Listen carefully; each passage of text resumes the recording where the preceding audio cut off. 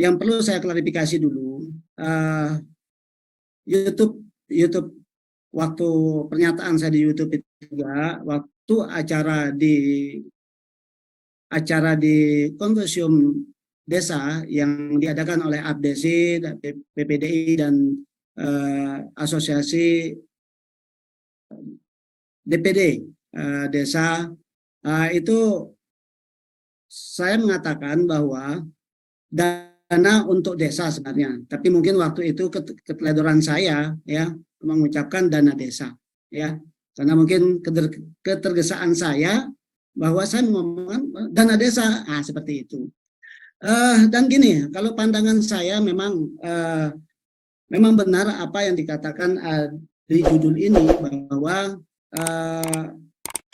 kapasitas saya menyampaikan hal itu adalah dalam rangka revisi Undang-Undang Desa tahun 2014 nomor 6 tahun 2014.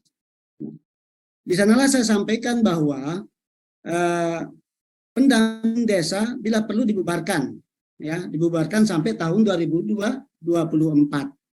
Memang benar apa yang saya katakan itu. Kenapa? Lihat di sini terutama di desa saya itu sudah 2 tahun tidak pendamping lokal, pendamping desa, ya. Nah 2 tahun sudah, selama jabat tidak ada, ya. Nah ini saya lihat pendamping desa selama ini yang di desa saya, dan ada beberapa desa yang berkeluh kesah kepada saya, itu tidak maksimal kinerjanya. Nah ini yang membuat kita ada usulan waktu itu untuk membubarkan pendamping desa, ya. Nah tujuan kita bagaimana agar nanti pendamping desa itu pada revisi undang-undang itu betul-betul difungsikan, ya, betul-betul difungsikan sesuai dengan harapan kita bersama. Yang selama ini di sini khususnya di Senggigi dan di beberapa tempat, pendamping desa itu hanya mengambil data-data ketika acara Musserbangdes. Yang kita inginkan nanti ketika undang-undang ini diberlakukan undang-undang baru atau undang-undang revisi ini diberlakukan, di sini butuhkan sebenarnya pendamping desa yang betul-betul mendampingi, ya, sesuai dengan Undang-Undang Nomor 6 itu, bahwa kita kembalikan undang-undang itu supaya apa? Supaya betul-betul ke apa istilahnya ya?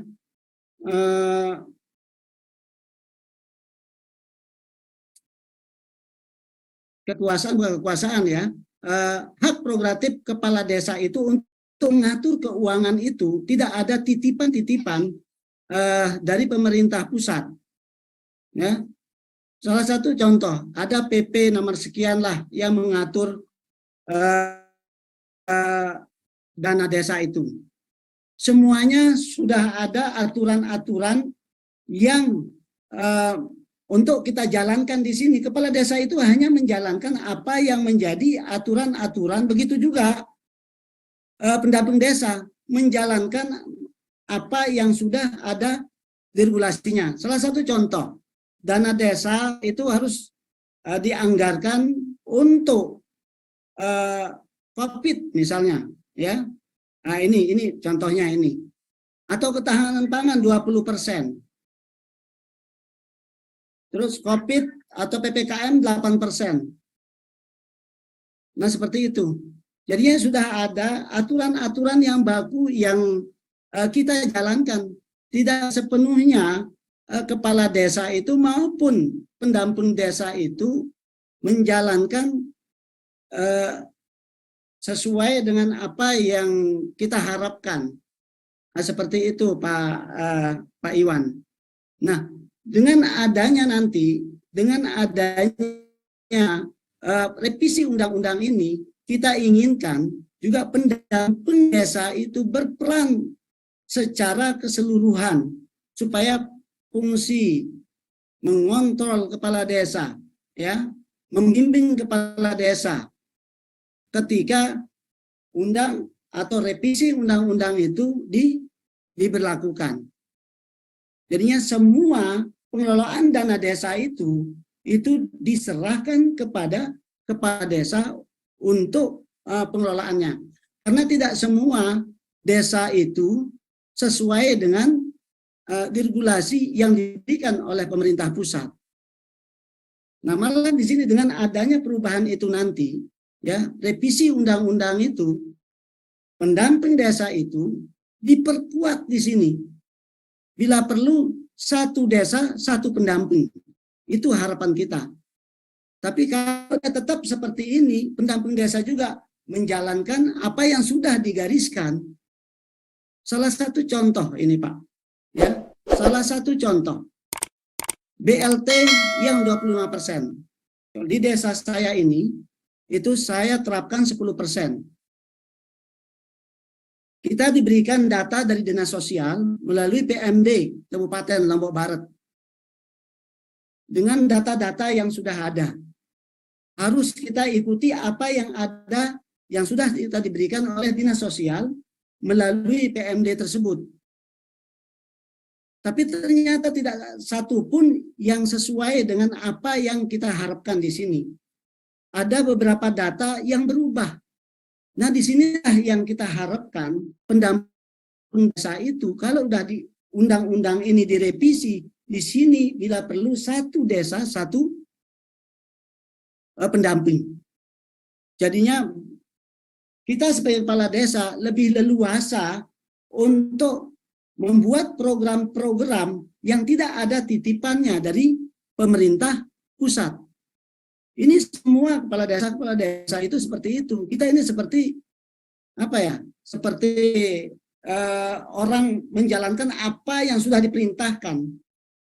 Padahal di dalam Undang-Undang Nomor 6 Tahun 2014 itu sudah jelas, ya, otonomi desa, ya, desa dikelola sesuai dengan adat istiadat setempat dan keadaan setempat. Itu sudah jelas itu. Saya tidak menafikan bahwa di dalam undang-undang itu sudah jelas di sana tentang peran serta pendamping desa.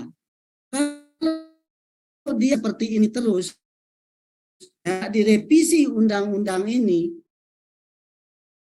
pendamping desa hanya menjalankan regulasi saja, ya. Kepala desa juga seperti itu.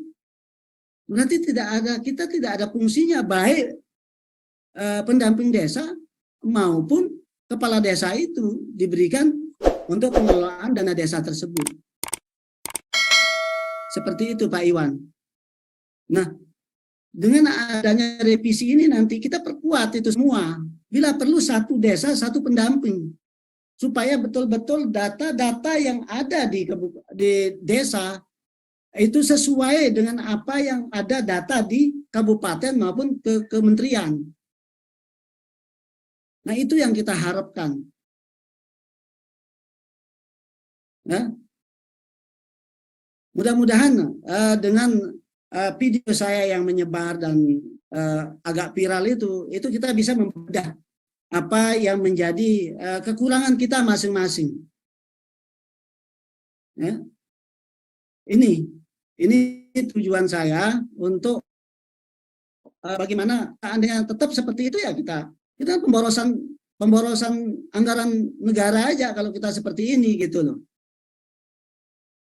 Tapi dengan diperkuatnya nanti undang-undang setelah direvisi, ya, begitu juga pendamping desa diperkuat juga tupoksinya dan fungsinya betul-betul untuk mendampingi kepala desa dari perencanaan, ya, dari penyerapan aspirasi, apa keinginan masyarakat juga kita sama-sama diskusikan dan kita arahkan penggunaan dana desa itu sesuai dengan undang-undang yang berlaku, sesuai dengan undang-undang revisi nantinya.